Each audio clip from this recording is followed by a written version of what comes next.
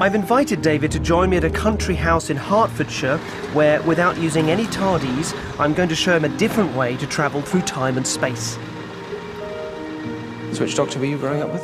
Tom Baker and then Peter Davison. Oh, it's exactly the same age as me. Yeah. Can I give you that for a second? Holding yes, you your can. left hand. Fantastic. Right. I'm assuming then the whole idea of time travel and all of that was an appeal as part of liking Doctor Who. Of course. Yeah. It's the ultimate superpower, isn't it? It is.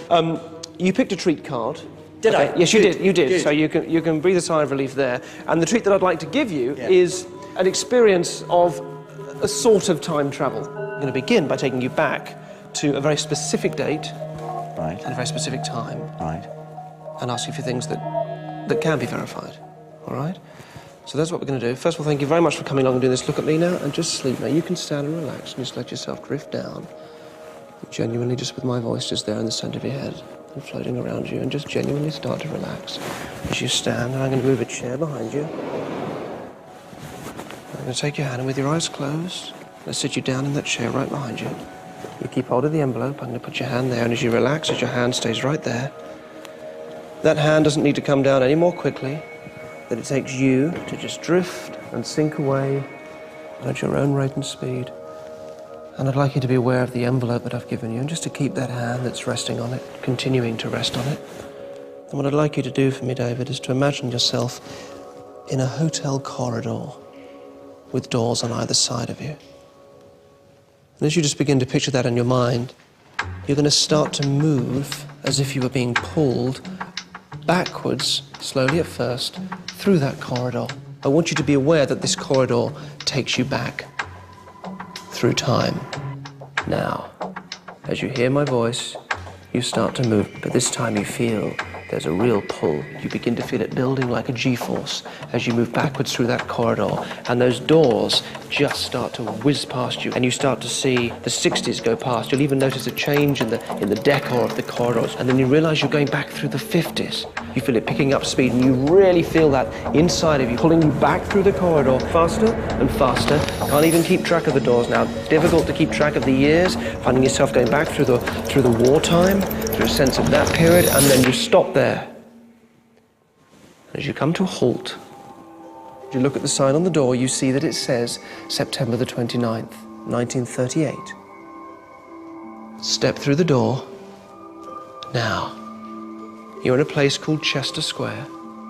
It's 1938. I want you to give me a sense of what you're first aware of.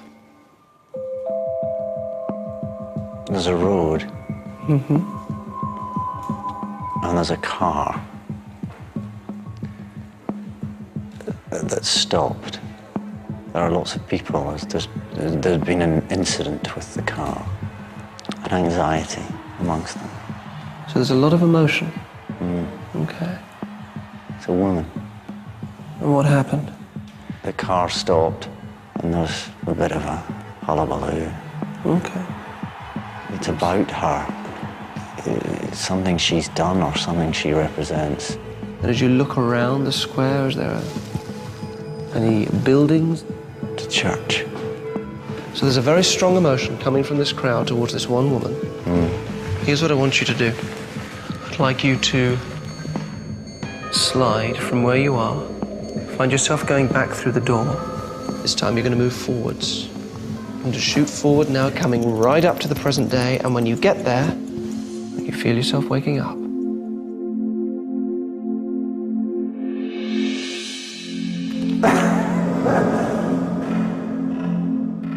Chester Square means nothing to you. It's just one of many, many squares in London.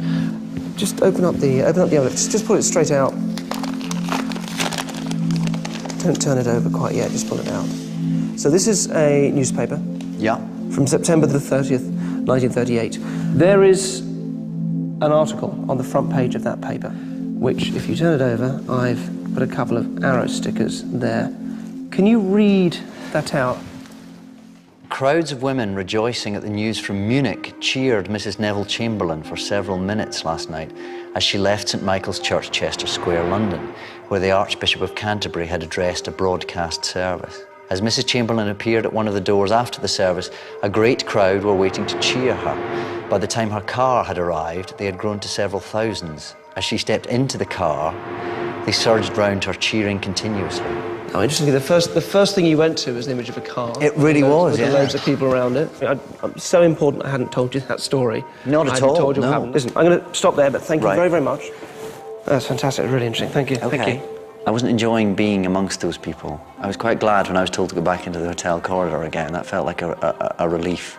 I think probably the scientific logic of it would indicate that Derren's a witch.